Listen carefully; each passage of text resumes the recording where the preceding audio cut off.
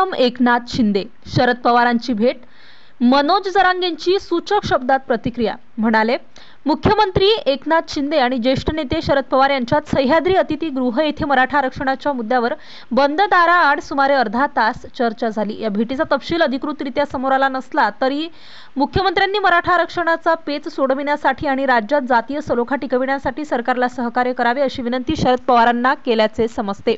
या भेटीबाबत मनोज जरांगे यांना प्रश्न विचारण्यात आला होता। पत्रकारांशी बोलताना मनोज जरांगे यांना शरद पवार आणि मुख्यमंत्री एकनाथ शिंदे यांच्या भेटीबाबत प्रतिक्रिया विचारण्यात आली। शरद पवार यांनी एकनाथ शिंदे यांची भेट घेतली, मात्र त्यांच्या भेटीदरम्यान काय झाले हे मला सांगता येणार नाही। नेमकी त्यांची भेट कशासाठी झाली हेच मला माहित नाही।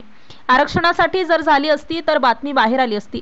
सरकारचे प्रतिनिधी कोणी आले नाही तरी मला काही वाटत नाही आणि आम्हीही त्यांना बोलावत नसतो असे मनोज जरांगे पाटील यांनी म्हटले आहे। माझे उपोषण संपू द्या, सगळ्यांचा हिशोब घेतो। भाजपा नेते प्रवीण दरेकर यांनी मनोज जरांगे यांच्यावर टीका केली होती। यावर बोलताना मनोज जरांगे यांनी पलटवार केला। मला असे वाटते की छगन भुजबळ आणि त्यांचे रक्त एक झाले आहे, कारण छगन भुजबळ यांची भाषा तशीच होती।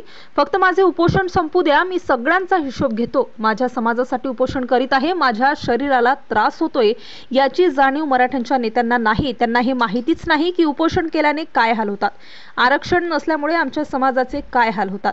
परत एकदा सांगतो, उपोषण संपू द्या, ते जे काही बोलले त्या सगळ्यांचा हिशोब घेणार असा थेट इशारा मनोज जरांगे पाटील यांनी दिला। दरम्यान मुख्यमंत्र्यांनी जो निर्णय घेतला त्याबद्दल त्यांचे खरेच कौतुक करतो। इथून मागे सांगत होतो की मराठ्यांना आरक्षण देऊ शकतात ते फक्त एकनाथ शिंदे साहेबच, म्हणून सांगतो आरक्षण लवकर द्या, तुम्ही उशीर करू नका। समाजाचे हाल झाल्यानंतर देऊ नका, द्यायचे असेल तर लवकर द्या। मुदत वाढ देत असताना एसीबीसी, कुणबी आणि ईडब्ल्यूएस हे तीनही ऑप्शन खुले ठेवा, म्हणजे मराठ्यांचे पोर मागे राहणार नाही। ज्या मराठ्यांची नोंद सापडली त्या मराठ्यांना म्हणजे मागेल त्या मराठ्यांना प्रमाणपत्र द्यायचे हे मार्गी लावा आणि तीनही गॅझेट लवकरात लवकर लागू करा अशी मागणी मनोज जरांगे यांनी केली।